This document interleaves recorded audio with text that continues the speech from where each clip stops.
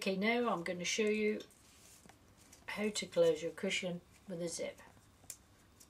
Okay, for a 16-inch cushion you can use a variety of zips. I'm using a 12-inch, but a 14-inch would also be suitable. If you've got a zip that's too long, you can always sew across the nylon teeth, only if it's nylon though. Sew across the nylon teeth and cut a bit off. So really anything from 10 inches upwards will be fine. Okay, so first of all I'm going to I'm going to have two pieces of fabric. I'm actually attaching the zip to the button band that I made earlier on, and this is just for a project showing all sorts of different techniques for cushion making.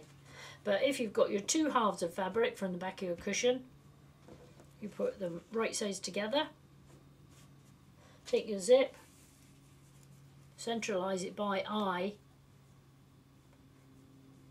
and lay it in the middle of the fabric, right way up.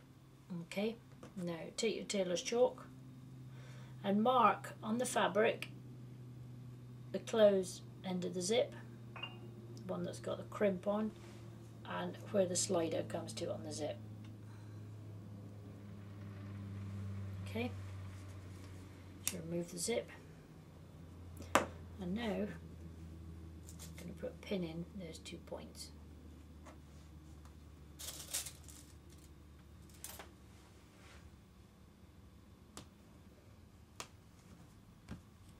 And now we're ready to stitch. Now I've marked the two ends of my zip, I'm going to sew the two ends of the seam of the fabric, so the zip is sort of slotted into a letterbox sort of formation. If that's not very clear, it will be when I've done this. So I want to sew 1/2 inch seams, so if you line up the edge of your fabric with a 50mm or 1/2 inch or 5/8 of an inch on your needle bed, that should be fine. So we're going to do a few stitches forwards, a few stitches of reverse, and then on to the end.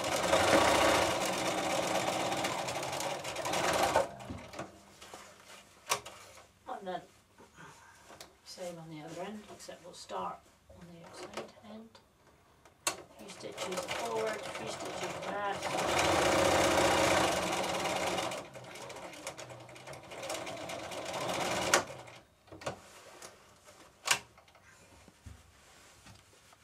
Okay, and we're ready to press to put the zip in.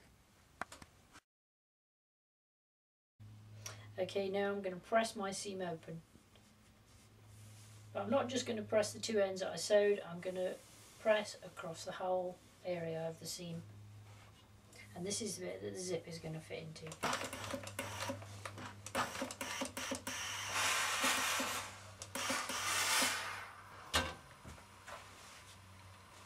Okay, there we go. Okay, now I'm going to insert my zip. And when you do this, if like me you have your cutting table covered in these rubber mats, it's a good idea to do it on top of a ruler so the pins will slide when you try and put them in, rather getting the points stuck in the mats. So put your zip under the hole that you've left for the zip to go in. And position it right in the centre. On the first side, we're going to do the left hand side, we're going to pin it so the fabric comes right up to the teeth, the fold of the fabric comes right up to the teeth, and we're going to pin that.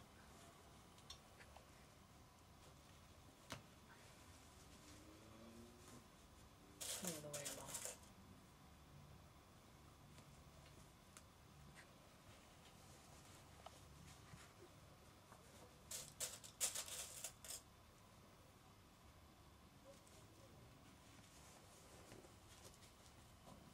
Keep it as close as you can.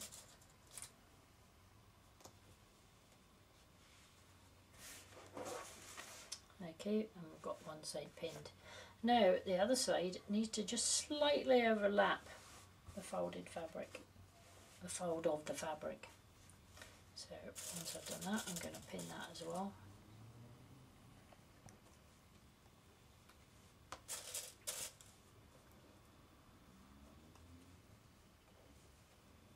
Now those of you who have come to my classes in the past will know I'm not a great fan of tacking for anything, but this is the one time that I always tack. Because if you try and sew your zip in with just pins, as you take the pins out it's going to slide around and there's going to be a problem. So now I've pinned it, I'm going to get a needle and thread and tack it in place. I've got my needle threaded with some strong cotton.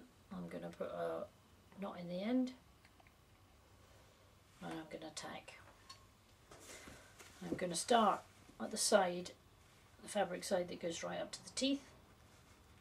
Just nice even stitches close to the teeth. Take the pins out as you go. Make sure the fabric doesn't move around too much.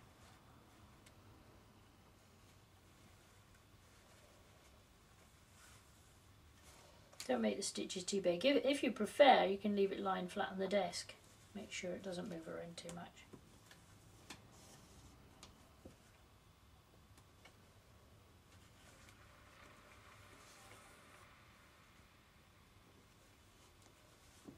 And just carry on tacking in place all the way around.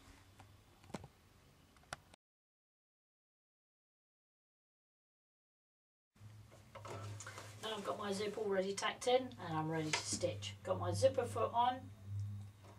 I'm a medium length straight stitch. I've got my needle moved over to the right hand side because I'm going to sew the left of the zip first. So I want the needle closest to the teeth. Right, rather than just sew around my zip, which I would never do anyway, I'm going to start at the top and sew right across to the end of the fabric. So I've got two nice neat lines of stitching rather than just stitching around the zip. So I'm going to start here, get my thread sorted out, and start right at the top.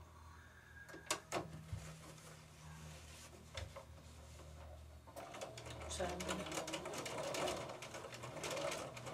going to stitch until I reach the top of the zip.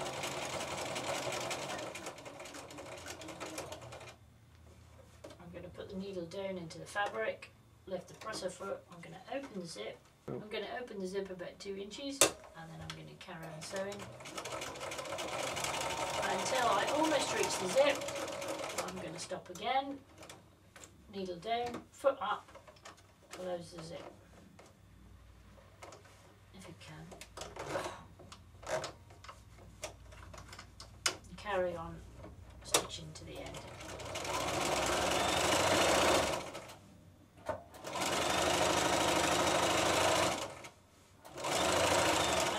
Right to the end of the fabric.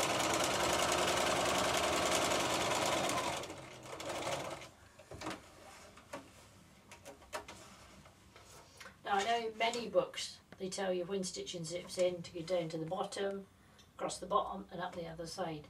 But I find when you do that, the top of the zip never quite meets, or else you get a bit of ruffling and twisting. It's just not right. So I always go down one side and then go down the other side, and for that I need to move my needle over to the left hand side.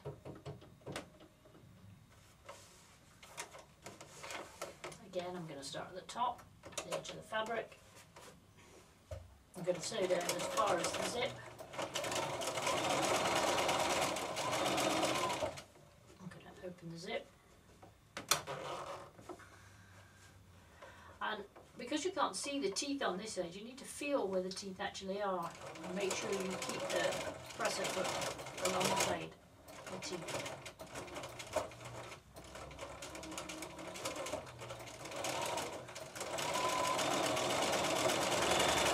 And when you reach the zip again, needle down, foot up and close your zip.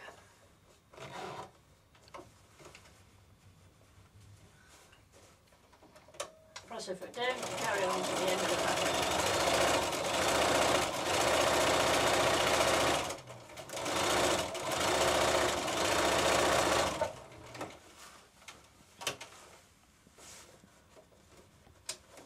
And there we are, a perfectly inserted zip.